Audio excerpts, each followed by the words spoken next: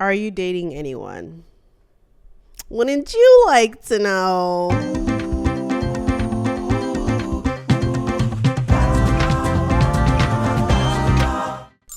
It's been a very nice year. It is currently January 3rd. By the time you guys see this, I don't know what day it's going to be. And with the new year, it's time to reset. Every new year, I like to declutter and reorganize my apartment. And I thought this would be a good time to answer all of the juicy questions that you guys have been sending me in my DMs. And maybe answer some questions that I might regret answering later. Question number 1. How do you determine your personal style?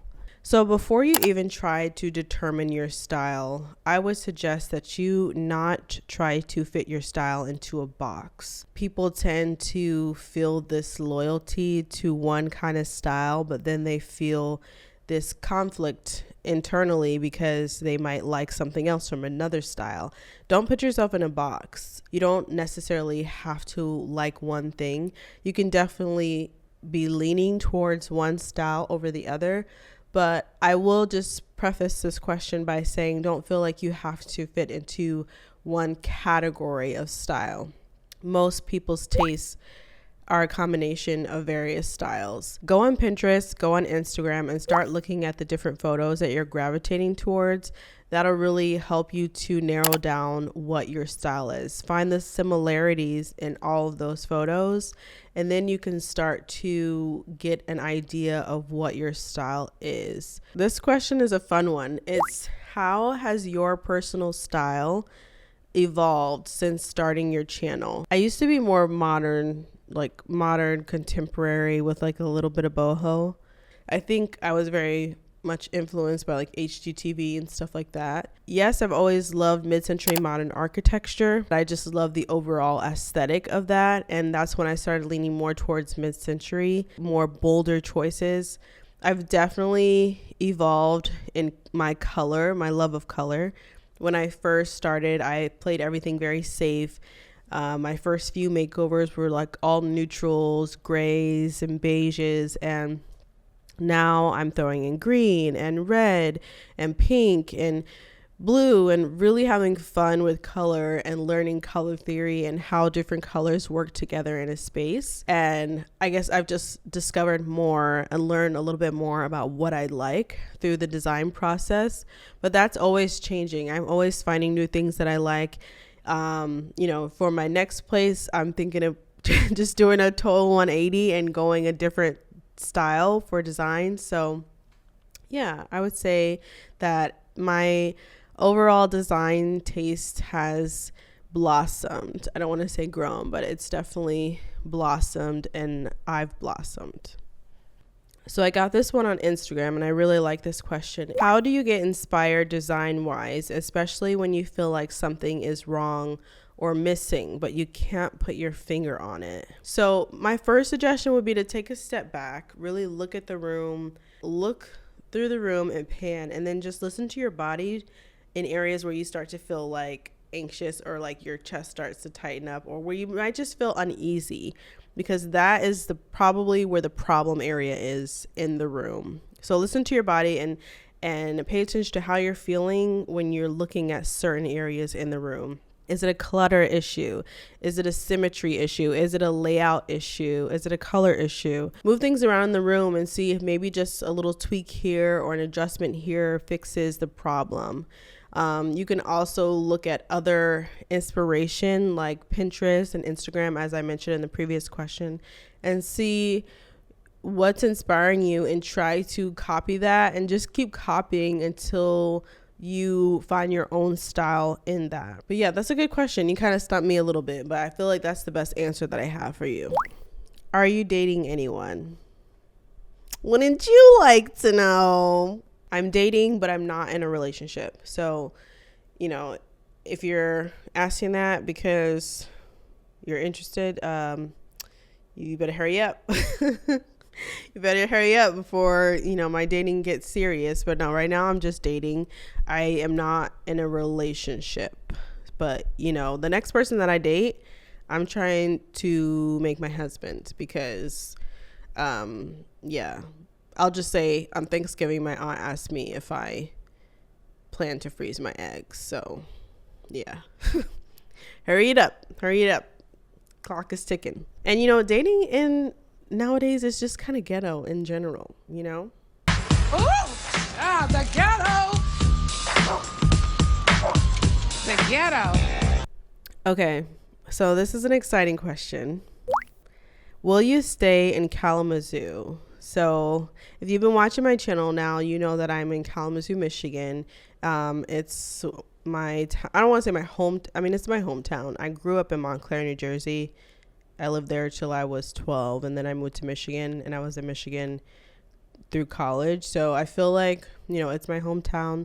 But anyway, I'm back in my hometown right now. I lived in LA for 8 years, and I have a surprise for you guys, actually.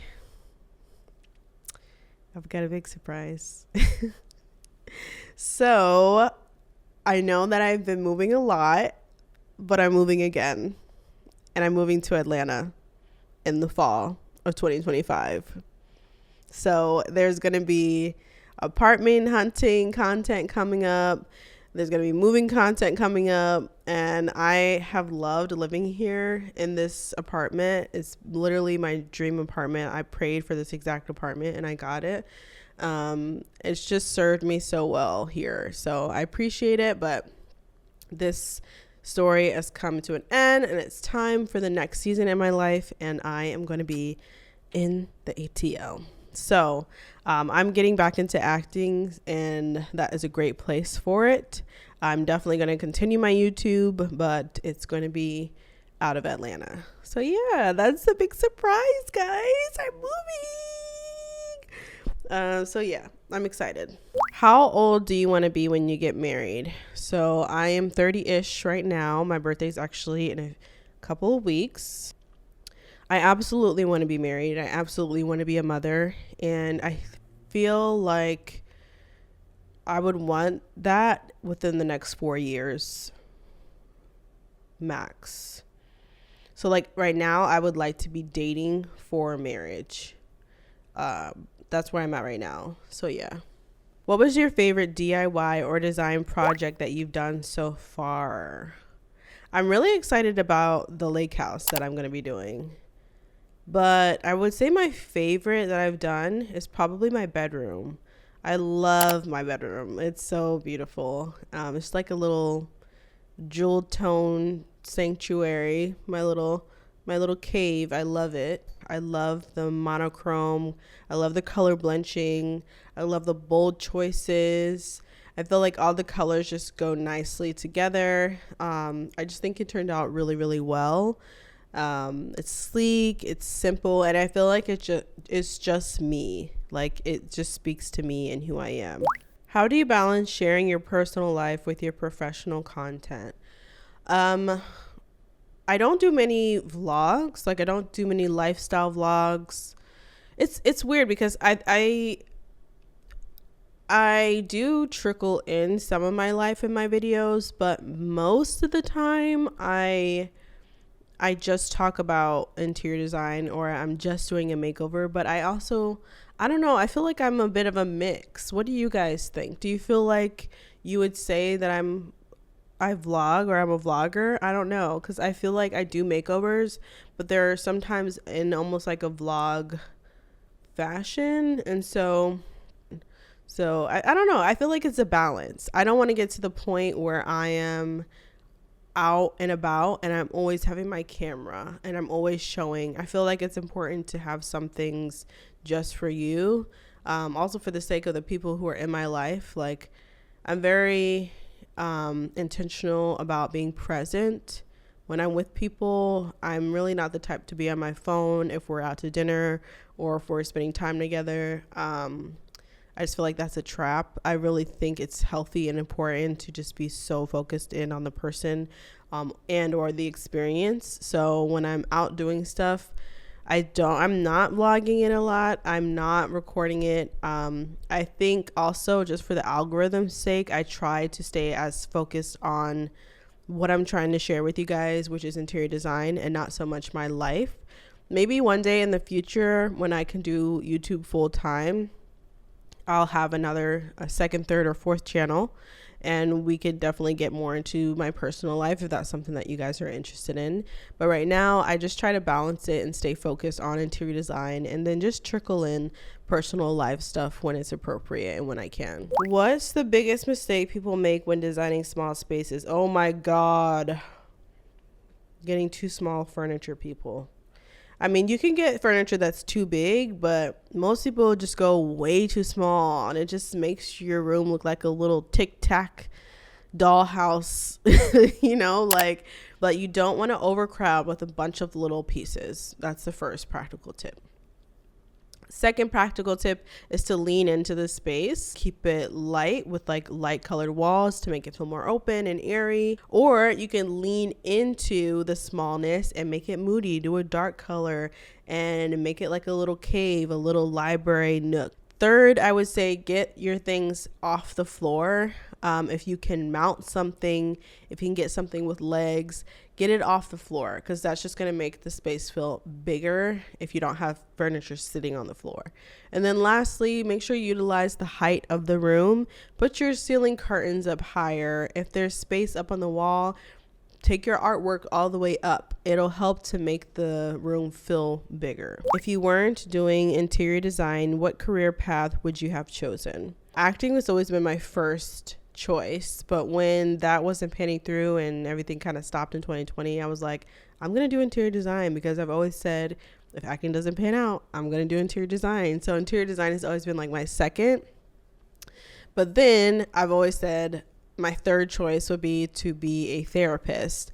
I'm very interested in human behavior. I mean, I guess that's part of why I'm an actor, but I've always been interested in just psychology and human behavior and why people do the things they do.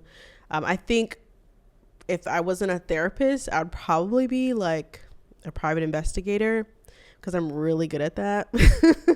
I can't stop this investigation. It is my job. Whoa, you are a volunteer. I volunteered for this job. And that's not the same. It is my duty. Volunteer duty. To investigate the crime scene. Like, I'm really good at finding stuff out. I'm just very observant. I've been that way since I was a kid, and I feel like I have a really good feel on people.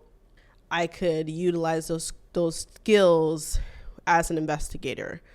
So yeah, I would probably do that. Actually, I used to work on a TV show as a producer, where I had to do like crime investigations, and I solved 2 cases. So yeah, that's when I was working in television. Anyway, that's a whole nother Q&A. So if you want to know about some of the past jobs I've done, if you want to know a little bit more about my life, go ahead and drop your questions below. Let's keep on going. Actually, that's number 10. That's everything. Thanks for watching, guys. I'm sure in the B-roll, I've already took care of all this laundry right here.